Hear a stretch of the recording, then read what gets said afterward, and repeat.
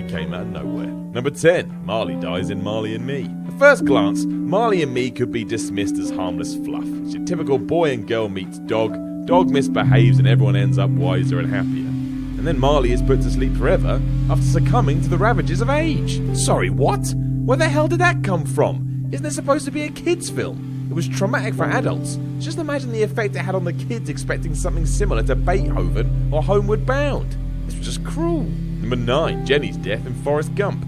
Forrest Gump appears to be a fairly happy film on paper. However, there's a spanner in the works, and that spanner is called Jenny. Of all the crimes she commits during the film's run, it's the last one that's worst of all. Namely, she dumps a child on Forrest and promptly dies, which feels royally at odds with the film's tone. Granted, his mother died earlier, but she was old and it was to be expected.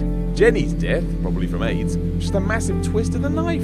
In a film this sweet, you half expected them to end up happy and together when she finally sorted herself out. But no, she ends up in the great beyond, and Forrest ends up heartbroken. Lovely. Just lovely. Number 8. Everyone ruined their lives in Magic Mike. Magic Mike looks a lot like it's probably going to be a comedy. For the most part, it's appropriately ridiculous with a light-hearted plot akin to a modern day but seedier Dirty Dancing. You probably think it's going to take the normal route. Guy learns ropes, guy gets good, guy gets cocky, guy suffers a stumble, guy finds redemption. It certainly starts that way, then the stumble comes, and what stumble it is. Adam gets into drugs, ends up owing £10,000 to a dealer, and Tatum's Mike has to use his life savings to bail him out. This leaves Mike extremely depressed, as it would, as he leaves the stripping business penniless and unable to follow through on any of his dreams he had for himself. Basically, nobody wins and everybody loses. Number 7. Gunning down your family in The Mist. When The Mist's little store community goes to hell and they start killing each other to appease the monsters outside, Thomas Jane, his adorable kid and some others decide to make a break for it rather than stay with the increasingly extreme store survivors. This looks like a bad idea from the outset, but the way it turns to tragedy is stunning. Thinking they're about to be killed by a giant monster coming towards them, Jane guns down the car's occupants, including his son, to save them from the horror.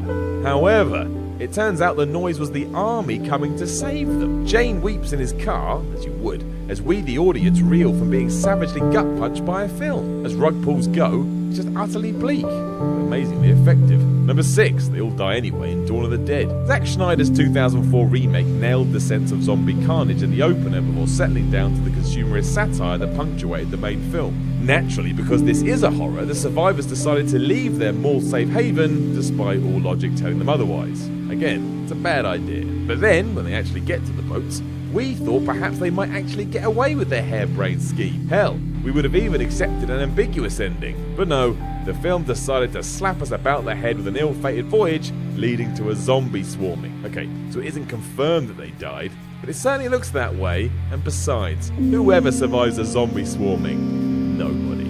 Number 5, everyone gets arrested in Monty Python and the Holy Grail. Who knows what we should have expected from the Python lads? Knowing their surreal humour, absolutely anything was on the table. But if you had told audiences at the film's start that King Arthur and his round table would be rounded up in paddy wagons at the end, they'd have called you a liar. After all the iconic comedy sketches, we come to the climatic battle at Castle Rock, and just as Arthur goes to attack it, police bundle them and any concrete resolution into a van. It's just so ridiculous that it provocatively ruins everything. Almost like that was the intention all along. We all got suckered in. If that is the case, well done, lads.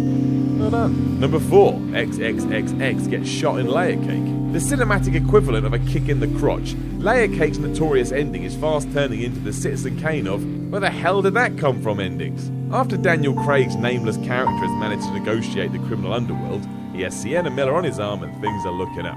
And then just as he's in the midst of a smug speech, he's shot by Miller's boyfriend on the steps of a country club. It's quite clever. At least it is kind of entertaining to see the guy who plays Q kill James Bond. Lovely bit of trivia there for when you're next down the pub. Number 3, the apocalypse and aliens in Knowing. Knowing's story isn't a bad one, centering around a mulleted Nicolas Cage being able to track disasters using mathematics. What follows is something akin to Final Destination, but on an epic scale. But come the ending, it goes utterly balls out bananas. We thought all along that Cage might prevent these disasters, but it turns out that Earth's going to die anyway very soon. And not only that, but it also turns out that the creepy blokes monitoring the Cage household were aliens intent on nicking his son and the only other child in the plot to start human life again on a trippy planet. The shift in tone alone is enough to leave your head spinning, and overall, Jeez, what a crazy film. Number 2, Everything's a Lie in The Descent. The Descent is all pretty brutal with blood, gore, psychological terror and oppressive darkness, making for a terrifying scenario you wish you could escape from. It also helped that we had some pretty compelling protagonists who you genuinely cared about. And it looked as if Marshall was going to let them live. Main character Sarah also appeared to have made it out of the hellhole, driving away to safety. But then comes the ridiculously jumpy moment where Spectre ambushes her car. Then, the reveal. It turns out she never got